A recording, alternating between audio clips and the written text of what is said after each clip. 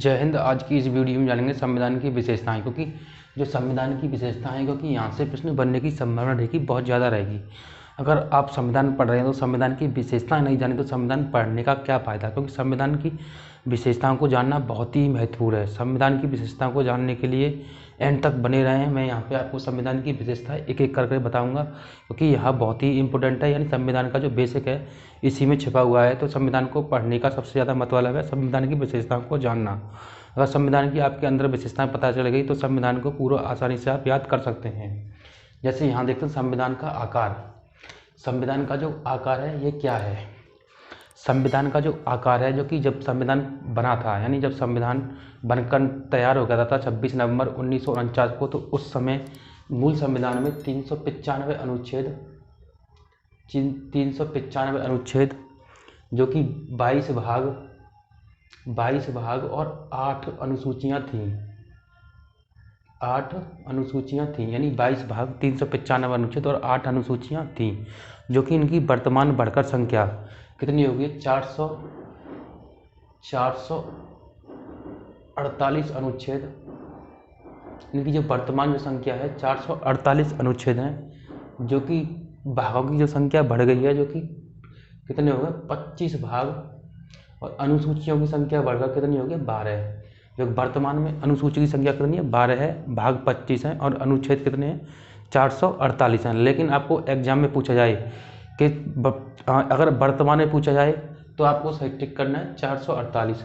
लेकिन ये पूछा जाए कि संविधान में अनुच्छेदों की संख्या कितनी है, तो टिक करना है 395, क्योंकि ये सभी प्रभावी हैं। अभी वर्तमान में भी इनका प्रभाव चल रहा है। लेकिन अगर वर्तमान में पूछा जाए कि वर्तमान में इनकी संख्या कितनी है, तब इनको टिक करना है। अनुसूची पूछा जाए तो अनुसूची को तो आपको 12 ही टिक करना है, क्योंकि 12 ही प्रभावी हैं और इनमें 8 नहीं टिक करना है, 12 प्रभावी करना है। और लेकिन इसमें अनुच्छेद और इसमें क्या करना है? 22 को प्रभाव करना है। इस प्रकार से संविधान के पूछे जाए अनुच्छेद, और ये संविधान के आकार को, संविधान के बेस के आकार को ढालते हैं। संविधान का जो संविधान है उसका पूरा आकार इन्हीं में छुपा हुआ है। यानी हमें अनुच्छेदों की ज़रूरत क्यों पड़ी, भागों की ज़रूरत क्यों पड़ी और अनुसूचियों की ज़रूरत क्यों पड़ी? क्योंकि अगर हमें कोई जल्दी से कुछ ढूंढना है तो हम तुरंत जाकर, यानी जैसे हम कोई पेज नंबर पर हमने कोई कहानी पढ़ी या कोई थ्योरी याद करते हैं या कोई प्रैक्टिकल हम अपना प्रश्न याद करते हैं, तो हम तुरंत जाते हैं कि हमारे माइंड में तुरंत आता है कि इस पेज पर जाइए तो उस पेज पर वो मिल जाएगा। तो इसी प्रकार से इनको अच्छे से समझने के लिए, जल्दी से हमें कोई भी क्वेश्चन सॉल्व करने के लिए या कोई भी परेशानी जो होती है, संविधान में कुछ बात करनी है, यानी कोई नियम कानून बनाने हैं, तो इस अनुच्छेद के तहत हम कानून नियमों को बना सकते हैं, तो तुरंत हम उस अनुच्छेद पर तुरंत जा सकते हैं। तो इस प्रकार से इनको जाना जाता है। अब देखते हैं कठोर एवं लचीलापन। कठोर और लचीलापन क्या दर्शाते हैं? संविधान में जो कठोर और लचीलापन ये दर्शाते हैं, जो संविधान की जो हम क्या करते हैं, संशोधन करते हैं। जो संशोधन कुछ तो कठिन तरीका से किए जाते हैं और कुछ सरल तरीका से किए जाते हैं। ये इनके आधार पर इसे कठोर और लचीलापन कहा जाता है। अच्छा, लचीलापन क्यों कहा जाता है? जैसे संविधान में कुछ अनुच्छेद हैं, जैसे अनुच्छेद 2, 3, 4, जैसे 2, 3, 4 ये अनुच्छेद हैं। कुछ अनुच्छेद जैसे 169 ये भी अनुच्छेद हैं। यानी बहुत सारे जो अनुच्छेद हैं इनको हम संसद के दोनों सदनों के द्वारा साधारण विधेयक से इनको हम क्या कर सकते हैं, इनमें संशोधन कर सकते हैं। इसलिए ये क्या दर्शाते हैं? लचीलेपन का दर्शाते हैं। यानी 2, 3, 4 या 169 संसद जो होगी, संसद के जो दोनों सदन होते हैं, जैसे विधानसभा, लोकसभा, राज्यसभा, लोकसभा जो होती है संसद में, तो उनके जो साधारण बहुमत के द्वारा मतों को साधारण बहुमत के द्वारा जो प्रस्ताव पारित कर दिया जाता है, तो उनके आधार पर हमने क्या किया जाता है? संशोधन कर सकते हैं। ये इसका क्या करते हैं? लचीलेपन का दर्शा देंगे। ये लचीलापन का दर्शा रहा है। इसी पर कठोरता हमारे संविधान में क्या है? कठोर क्या है? कठोर, जैसे अगर हमें किसी संविधान में संशोधन करना है, यानी संविधान के जो प्रस्तावना है या कुछ है, यानी संविधान के जो बेसिक कुछ भी परिवर्तन करना है, तो अनुच्छेद किसका प्रयोग किया जाता है? अनुच्छेद 368 का प्रयोग किया जाता है। अगर हमें संविधान में कुछ जो कठिनाई है उनको प्रयोग करना है, यानी हमें कठिनाई में संविधान के संशोधन में जो कि प्रयोग करना है, तो हमें किसका प्रयोग करना पड़ेगा? अनुच्छेद 368 का प्रयोग करना पड़ेगा जब संविधान में हम संशोधन कर सकते हैं। जब संविधान में संशोधन कर सकते हैं तो संसद में दोनों सदनों की जरूरत पड़ेगी। संसद में जब दोनों सदनों की जरूरत पड़ेगी तो उनमें जो मत होंगे, संसद के जो मत होंगे, जो संसद में जो उपस्थित सदस्य होंगे, उनके 2/3 मतों का प्रयोग और कुल संसद के सदस्यों के कुल 2/3 मतों का प्रयोग करके जब हम इसमें संशोधन कर सकते हैं तो इसलिए इसे कठिनतम यानी कठोर कहा गया है। इस प्रकार से संविधान की कठोर और लचीलेपन को दर्शाते हैं। इसलिए इनको कठोर और लचीलापन कहा जाता है कि भारत का संविधान कैसा है, कठोर और लचीला है। अब देखते हैं परिसंघीय और एकात्मक क्या है। जैसे ब्रिटेन का संविधान है, ब्रिटेन का संविधान कैसा है, परिसंघीय संविधान है। जबकि जो अमेरिका है, अमेरिका का संविधान कैसा है, एकात्मक संविधान है। यानी यहाँ पे क्या है, एकात्मक संविधान है। जैसे किसी के अंतर्गत, जैसे राज्य के अंतर्गत कोई वाद विवाद हो जाए, यानी राज्य में भीतर नहीं, राज्यों में नहीं, केवल राज्य के भीतर कोई वाद विवाद हो जाए तो उसे, हमारे यहाँ जैसे राज्यों में वाद विवाद हो जाता है, तो हमारे राज्यों में जो वाद विवाद हो जाता है तो वहाँ निपटारा कौन करता है, हम सर्वोच्च न्यायालय जाते हैं या अधीनस्थ न्यायालय जाएंगे, अधीनस्थ जब जाएंगे कहाँ, हाई कोर्ट। इस प्रकार से हम अपने वाद विवादों को हम निपटाना करते हैं। यानी राज्यों के अंतर्गत जो राज्य के विवाद होंगे तो राज्य इसको समन्वय करेगा। इसी प्रकार जब परिसंघीय और एकात्मक, अब ब्रिटेन क्या है, इसी प्रकार जो ब्रिटेन है, ब्रिटेन में क्या है, परिसंघीय वाद विवाद की व्यवस्था है, यानी राज्यों में वाद विवाद हो जाएंगे तो राज्य संभालेंगे। लेकिन अमेरिका में ऐसा नहीं है, अमेरिका में कैसा है, एकात्मक है, यानी राज्यों में वाद विवाद होंगे तो वहाँ केंद्र सरकार ही संभालेगी। यानी यहाँ पे क्या है, एकात्मक शासन व्यवस्था की गई है, यानी एकात्मक शासन व्यवस्था की गई है इस प्रकार से। लेकिन भारत का जो संविधान है, भारत के जो संविधान में कहीं कहीं पर एकात्मक कहा जाता है, यानी संविधान निर्माताओं ने भी इसमें वाद विवाद बहुत हुआ था तो कहीं पर इसने परिसंघीय माना है तो कहीं पर इसे एकात्मक माना है। परिसंघीय और एकात्मक क्या होता है, परिसंघीयत्मक जो होता है, जैसे कुछ स्थिति में राज्यों के संघ, यानी राज्यों का संघ, केंद्र और राज्य क्या होंगे, संघ होंगे, इसलिए इसे क्या वजह से लिखित संविधान है। मान चलो हमारे देश का क्या है कि लिखित संविधान है, मान को राज्य का कोई लिखित संविधान अलग नहीं है, तो जब केंद्र का लिखित संविधान है तो राज्यों का भी एक ही होगा, तो इसलिए क्या कहा है, इसे परिसंघीय संविधान कहा है। जैसे हमें संविधान की जो जटिल प्रक्रिया है संविधान संशोधन की, तो अगर हम संविधान की हम अभी कठोरतम जो प्रक्रिया पड़ी थी, इसमें केंद्र सरकार अकेले तो संशोधन नहीं कर सकती, तो इसमें क्या होगा, राज्य मिलकर, संघ और राज्य मिलकर, ये दोनों मिलकर जब हम संविधान संशोधन की प्रक्रिया को हम आगे बढ़ा सकते हैं, जब हम संसद में कोई प्रस्ताव भी पारित कर सकते हैं कि हमें इसमें संशोधन कर रहा है, तो ये एक कैसी प्रक्रिया, कठिन प्रक्रिया है। तो इसे क्या कहा जाता है, परिसंघ, यानी राज्यों का संघ, यानी केंद्र राज्यों का संघ है, इसलिए इसे कहा जाता है, इसे परिसंघ कहा जाता है। एकात्मक व्यवस्था क्या है, एकात्मक व्यवस्था क्या है, जैसे हमें अनुच्छेद 352 तो सभी ने पढ़ा होगा। जब हम अनुच्छेद 352 का प्रयोग करते हैं, जैसे एकात्मक व्यवस्था क्या है, अभी तो अमेरिका के थे पढ़ लिया, अपने भारत की पढ़ते हैं। भारत में एकात्मक व्यवस्था क्या है, तो अनुच्छेद 352 पढ़ा हुआ, अनुच्छेद 352 से अनुच्छेद 354 तक जब राष्ट्रपति, यानी आपातकाल के दौरान जो सभी शक्तियाँ होती हैं केंद्र राज्यों की, तो किसके अंतर्गत चली जाती हैं, केंद्र के अंतर्गत चली जाती है। तो जब हमारा संविधान उस समय एकात्मक रूप धारण कर लेता है, और भी इसके उदाहरण है, जैसे राज्यों में राष्ट्रपति शासन लगता है तो उसकी जो शक्तियाँ जाती हैं तो किसके अंतर्गत आती हैं, केंद्र के अंतर्गत, तो राज्यों के शासन को राष्ट्रपति संभालेगा। तो इस प्रकार से क्या हुआ, यानी केंद्र को पूरा अधिकार है कि राज्यों के ऊपर, यानी पूर्ण रूप से जो संपन्न जो शक्ति है केंद्र के पास है, इसलिए इसे क्या कहा है, एकात्मक कहा जाता है। जैसे एकात्मक और भी उदाहरण देते हैं, राज्यपाल की नियुक्ति कौन करता है, राष्ट्रपति। तो राष्ट्रपति को, इसको क्या है, राष्ट्रपति को यह अधिकार है कि राज्यों की क्या है, राज्यों के राज्यपालों की नियुक्ति कर सकता है। तो इसे क्या है, एकात्मक का उदाहरण लक्षण मिलते हैं। इस प्रकार से हमें एकात्मक लक्षण मिलते हैं। तो इस प्रकार से ये पूर्ण भी अपने आप में उदाहरण है। और भी उदाहरण हो सकते हैं, जैसे राज्यों में हमें क्या करना है, जो कि नाम में परिवर्तन, राज्यों की जो नाम होते हैं नाम में परिवर्तन, या कोई सीमा निर्धारण करना, इसके जो केंद्र के अंतर्गत आएगा, जो केंद्र करेगा, केंद्र इसके राज्यों के नाम को निर्धारण करता है। और राज्यों की जो सीमा जो होती हैं, जैसे बॉर्डर पे या किसी राज्य की सीमा किसी दूसरे राज्य से लगी हो, उनका भी जो निर्धारण केंद्र ही करता है, यानी क्या करता है, केंद्र के अंतर्गत शक्तियाँ निर्धारित होती हैं और इसकी सीमा निर्धारित जो क्षेत्र होते हैं उनको निर्धारित कौन करता है, यानी केंद्र करता है। तो केंद्र के पास क्या होती है, शक्तियाँ होती हैं, इसलिए क्या इसे एकात्मक पूर्ण रूप से अपना एकात्मक निर्धारण करता है। अब देखते हैं लोकतंत्रात्मक गणराज्य क्या है। लोकतंत्रात्मक गणराज्य क्या है, इसको भी आसानी से समझते हैं। लोकतंत्रात्मक गणराज्य नहीं, भारत कैसा है, एक लोकतंत्रात्मक गणराज्य है, यानी जो जनता होती है, जनता के द्वारा जो प्रतिनिधि चुना जाता है, तो देश का जो संचालन कौन करेगा, जो जनता के द्वारा चलाया जाएगा वो प्रतिनिधि करेगा। तो इससे क्या है, हमारा जो देश है क्या है, एक लोकतंत्रात्मक है, यानी हमारा जो संविधान है लोकतंत्रात्मक व्यवस्था संविधान में की गई है। तो इस प्रकार से इसे लोकतंत्रात्मक कहा जाता है कि जनता के द्वारा चुने गए प्रतिनिधि, यानी प्रतिनिधि जनता के द्वारा चुने गए प्रतिनिधि जो शासन व्यवस्था चलाएगा उसे क्या कहा है, लोकतंत्रात्मक कहा जाता है। और गणराज्य क्या कहा जाता है, गणराज्य को भी समझते हैं। मान के चलो जैसे राज्य है, राज्य के अंदर क्या होती है, जनता होती है,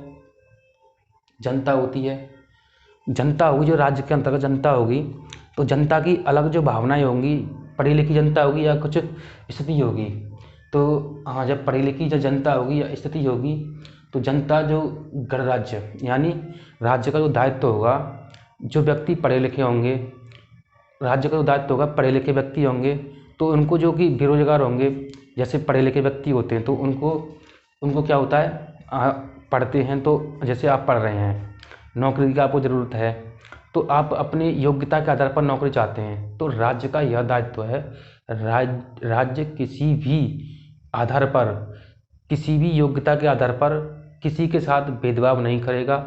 जो व्यक्ति उसकी योग्यता के आधार पर जो नौकरी चाहेगा, जैसे कोई IAS बनना है, कोई कम पोस्ट पर जाना है, कोई अच्छी पोस्ट पर जाना है, तो जो व्यक्ति की योग्यता होगी उसके आधार पर राज्य किसी में भेदभाव नहीं करेगा, तो व्यक्ति इसमें अपने आधार पर ही, अपनी योग्यता के आधार पर ही नौकरी पा सकता है। इसका गणराज्य का मतलब ये होता है, यानी हर व्यक्ति क्या है, स्वतंत्र है, ये इसका मतलब है। मूल अधिकार की जरूरत क्यों पड़ी, मूल अधिकार की जरूरत क्यों पड़ी, मूल अधिकार हम पढ़ेंगे एक एक से। मूल अधिकार संविधान के भाग किस में दिए गए हैं, भाग 3 में दिए गए हैं। मूल अधिकार जो भाग 3 में दिए गए हैं, जिसमें वर्तमान में जो मूल अधिकारों की संख्या कितनी है, 6 है, जो कि जो संविधान जब बना था मूल अधिकारों की संख्या कितनी थी, 7 थी, यानी संपत्ति के अधिकार को हटा दिया गया है। मूल अधिकारों को कहाँ से लिया है, अमेरिका के संविधान से लिया है। कहाँ से लिया है, अमेरिका के संविधान से लिया है, अमेरिका के संविधान से लिया है।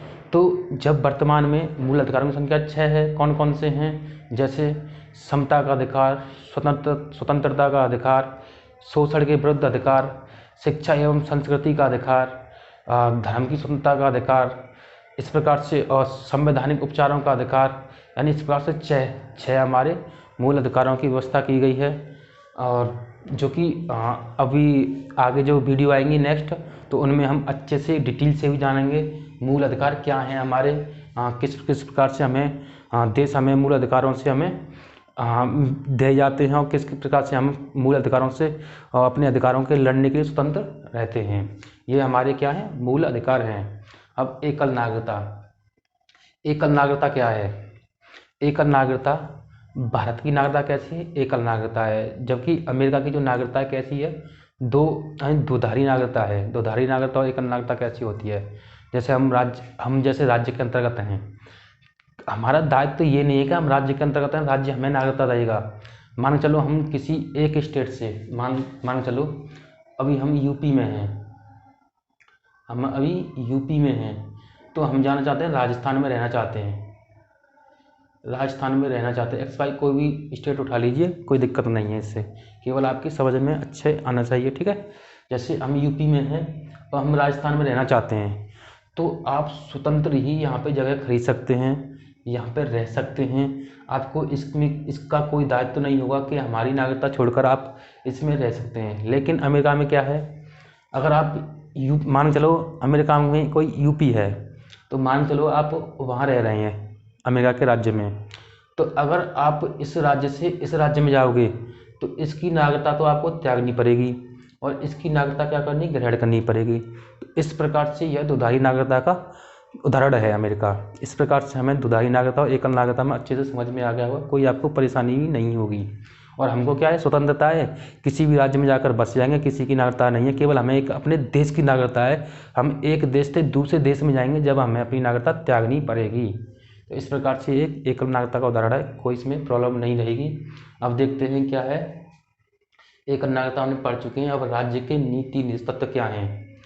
राज्य के जो नीति निर्देश तत्व हैं, जो आगे आएंगे, जो कि हम पढ़ेंगे, संविधान के भाग किस में दिए गए, 4 में। राज्य के जो नीति निर्देश तत्वों को भाग 4 में दिया गया है संविधान के में, भाग 4 में, जो कि भाग 4 में इनको बताया गया है। इनको कहाँ से लिया गया, आयरलैंड के संविधान से। आयरलैंड के संविधान से इनको लिया गया है, क्योंकि ये बहुत बार प्रश्न भी पूछा भी गया है आपके एग्जाम में। लेकिन जो वीडियो आएंगी नेक्स्ट, उसमें हम इनको एक डिटेल से और पॉइंट टू पॉइंट समझेंगे, जो कि आपके एग्जाम में प्रश्न ना छूटे इनको। क्योंकि राज्य का जो दायित्व होगा, जो राज्य कल्याणकारी योजना बनाएगा, यानी कल्याणकारी योजना क्या होती हैं, राज्य का जो दायित्व होगा समाज के अच्छे कार्यों के लिए, समाज के जो मजदूर वर्ग हैं उनके लिए जो योजना बनाएगा, सामाजिक कार्य के लिए लाभदायक होंगी, तो वो समाज के लिए लाभदायक होंगी, तो लाभकारी होंगी, तो वो समाज के लिए अच्छा कार्य करेंगी, तो वो उनको दायित्व होगा कि उनको अच्छे से लागू करें। तो इस प्रकार से वो दायित्व है। जैसे बेरोजगारी है, समान नागरिकता है, हर व्यक्ति को काम पाने का अधिकार है, इसमें सभी में ये बताया गया, कृषि का अधिकार है, यानी हर व्यक्ति को हर चीज़ की सुविधा पाने के लिए राज्य से क्या कर सकता है, अधिकार ले सकता है। तो उसके अधिकार है राज्य से पाने के लिए, कार्य पाने के लिए, समान कार्य के लिए समान वेतन का अधिकार है, किसी भी महिला या पुरुषों में भेदभाव नहीं किया जाएगा अगर समान कार्य कर रहे हैं। तो ये सभी किस में दिए गए हैं, राज्य के नीति निर्देश तत्वों में दिए गए हैं। जब हम इनको आगे से अगली वीडियो आएगी तो उनमें नेक्स्ट अच्छे से पढ़ने वाले हैं। अब पढ़ते हैं वयस्क मताधिकार। वयस्क मताधिकार क्या है, हमारे जब संविधान निर्माता थे, जब संविधान का निर्माण हो रहा था, तो उस समय जब संविधान बन रहा था, उस समय के हिसाब से देखकर तो उन्होंने वयस्क मताधिकार का प्रयोग क्यों किया। वयस्क मताधिकार का प्रयोग इसलिए किया क्योंकि उस समय की जो जनता थी, ना तो ज़्यादा पढ़ी लिखी थी और ना ही पैसे वाली थी, यानी ज़्यादातर तो जो जनता थी अनपढ़ और गरीब थी। तो उनकी स्थिति को देखकर, उनके भावों को देखकर जब इनको क्या किया, वयस्क मताधिकार का प्रयोग किया। वयस्क मताधिकार क्या है, यानी जिसकी आयु या तो 21 वर्ष हो, या इसे पूरा कर चुका हो, तो वो ही क्या करता, मत डालने का अधिकार होगा। बाद में इसे बदल दिया गया, जो कि 61वें संविधान संशोधन के तहत, यानी 61वें संविधान संशोधन के तहत इसे बदल दिया गया। यानी वयस्क मताधिकार को ये बदल कर कर दिया गया। तो इसकी जो आयु घटाकर कितनी कर दी गई, 18 वर्ष। 61वें संविधान संशोधन के तहत इसे 18 वर्ष आयु कर दी गई थी, यानी 18 वर्ष आयु कर दी गई थी, 21 से 18 वर्ष कर दी गई थी।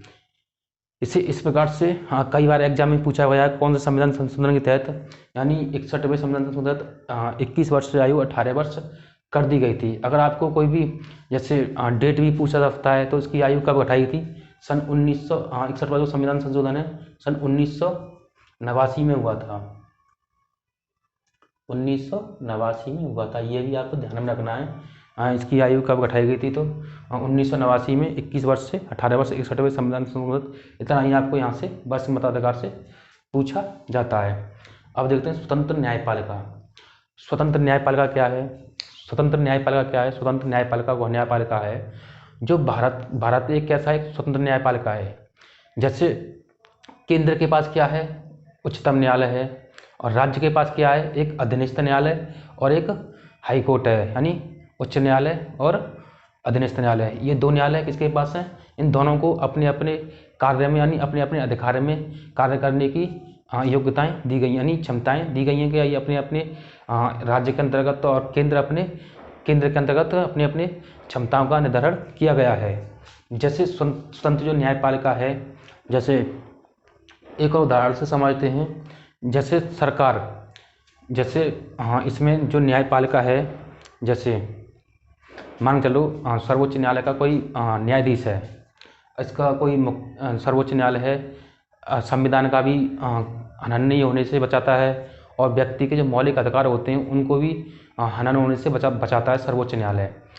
तो जब सर्वोच्च न्यायालय का जो मुख्य न्यायाधीश बनेगा, यानी इनके कोई भी अधिष्ठान न्यायालय हो या हाई कोर्ट या सुप्रीम कोर्ट दोनों हो, इसका जो मुख्य न्यायाधीश होंगे, इन सभी के अलग अलग मुख्य न्यायाधीश होते हैं, इनके जो मुख्य न्यायाधीश होंगे, सरकार इनके पद, वेतन, भत्ते या इनमें कोई भी दबाव नहीं डाल सकती इन पर, लेकिन इन पर कोई दबाव नहीं डाल सकती, लेकिन इनके लिए, इनको हटाने के लिए जो मुख्य न्यायाधीश हैं, जो सर्वोच्च न्यायालय है, उच्च न्यायालय है, इनको मुख्य न्यायाधीश होंगे इनको हटाने के लिए हमारे संविधान में तमाम नियम या प्रावधान किए गए हैं, नियमों का प्रावधान किया गया है। इन प्रावधानों के द्वारा इनको हटाया जा सकता है। सरकार इन पर कोई दबाव नहीं डाल सकती, ये किसी के दबाव में नहीं रह सकते हैं, यानी ये पूर्णतः स्वतंत्र होते हैं, इसलिए इनको स्वतंत्र न्यायपालिका कहा गया है। यानी अपने पद पर केवल इनको इनके कुछ नियम हैं, इनके जो आगे पढ़ने वाले हैं पढ़ेंगे, जो सभी वीडियो आएंगे उनको सब अच्छे से हम इनको डिटेल से जानने का प्रयास करेंगे, क्योंकि कोई भी सरकार या किसी को इनको दबाव में नहीं डाल सकती है। इनको या तो किसी मत के द्वारा इनको हटाया जाता है, जो प्रक्रिया है, जो संविधान में नियम दिए गए हैं उनके द्वारा इनको हटाया जा सकता है। अब क्या है मूल कर्तव्य। मूल कर्तव्य क्या है? मूल कर्तव्य व्यक्ति को दिए गए हैं। हर व्यक्तियों, जब ये संविधान बना था तब उनमें मूल कर्तव्य नहीं थे, यानी हमारे जो संविधान बना था उसमें मूल कर्तव्य नहीं थे, लेकिन 42वें संविधान संशोधन तहत 42वें संविधान संशोधन के तहत, जिसमें 10 मूल कर्तव्यों को जोड़ा गया था। कितने? 10 मूल कर्तव्यों को जोड़ा गया था, जिसमें यानी कब जोड़ा गया था? 1976 में। ये भी पूछा जा सकता है, 1976 में इनको जोड़ा गया था, 10 मूल कर्तव्यों को जोड़ा गया था। लेकिन जब इनको जोड़ा तो गया था, ये भी पूछा जाता किस समिति के तहत जोड़ा गया? स्वर्ण सिंह समिति के तहत इनको जोड़ा गया था। प्रारंभ में संख्या कितनी थी? 10 थी, लेकिन जो स्वर्ण सिंह समिति थी उन्होंने जो सबसे पहले जो सुझाव दिया था, 8 मूल कर्तव्यों को जोड़ने का सुझाव दिया था। कितने? 8 मूल कर्तव्यों को जोड़ने का सुझाव दिया था। लेकिन अब जो वर्तमान में मूल कर्तव्यों की संख्या बढ़कर कितनी हो गई है? 11 हो गई है। इनकी संख्या वर्तमान में बढ़कर कितनी हो गई? 11। मार्कर नहीं चल रहा है। इनकी जो संख्या बढ़कर कितनी हो गई है? 11। इनकी संख्या बढ़कर कितनी होगी? वर्तमान में 11। जो 11वां जो मूल कर्तव्य जोड़ा गया था, 86वां संविधान संशोधन, 86वां संविधान संशोधन 2002 में जोड़ा गया था। 2002 में जोड़ा गया था। 86वें संविधान संशोधन 2002 में 11वां मूल कर्तव्य जोड़ा गया था, जिससे 6 से 14 साल तक के बच्चों को शिक्षा के लिए शिक्षा का अधिकार इसमें जोड़ा गया था कि व्यक्ति को शिक्षा पाने का अधिकार है 6 से 14 साल तक के बच्चों को। इतने ये हमने संविधान की विशेषताएं बहुत अच्छे से जानी, और शायद ही आपका इसमें जो कन्फ्यूजन रहेगा मैंने बहुत ही अच्छे से समझाने का प्रयास किया है। मुझे लगता है आपको अच्छे से समझ में आ गया होगा। वीडियो अच्छी लगे तो वीडियो को जरूर लाइक करें। इसी प्रकार पढ़ने के लिए चैनल पर नए हो तो चैनल को जरूर सब्सक्राइब करें और बेल आइकन को ऑन करके रखें, जिससे हमारी वीडियो का नोटिफिकेशन सबसे पहले पहुंचे। और आपका जो सुझाव है वो भी सुझाव कमेंट बॉक्स में दे सकते हैं कि पढ़ाने की जो तरीका है कैसा लग रहा है, क्योंकि अभी मैंने ये चैनल बिल्कुल ही नया ही चलाया है, जो कि मैं आपसे जुड़ना चाहता हूँ, और आपसे जुड़ने के लिए ही मैंने ये चैनल चलाया है, क्योंकि मेरी बहुत ही इच्छा थी कि मैं आपको शिक्षा दूँ, यानी जिस प्रकार से कि आपके एग्ज़ाम में कोई प्रश्न ना छूटे, इस प्रकार से मैं यहाँ पे पढ़ाने का प्रयास करूँगा। हर पॉइंट को आपको डिस्कस करूँगा, क्योंकि यहाँ पे ज़्यादातर जो फ्री क्लास है कोई नहीं देता है पॉइंट टू पॉइंट, और बिल्कुल एकदम कोई किसी की आपने सभी की क्लास देखी होंगी, कोई ना कोई या तो कहीं पॉइंट छोड़ देता है या कोई भी, क्योंकि फिर आपको क्या होती है, दिक्कत होती है अगर कोई प्रश्न पूछ लिया जाता है आपके एग्जाम में। तो इस प्रकार से मैं आपको अच्छे से समझाने का भी प्रयास करूंगा। हर पॉइंट यहाँ पे मैं देने का प्रयास करूंगा, कोई भी पॉइंट आपका छूटा नहीं। अगर छूट जाए तो आप कमेंट बॉक्स में सुझाव किए, सर ये छूट गया, तो मैं उसको भी अच्छे से समझाने का बहुत अच्छे से प्रयास करूँगा। वीडियो अच्छी लगे तो ज़रूर लाइक करके जाना। जय हिंद, जय भारत।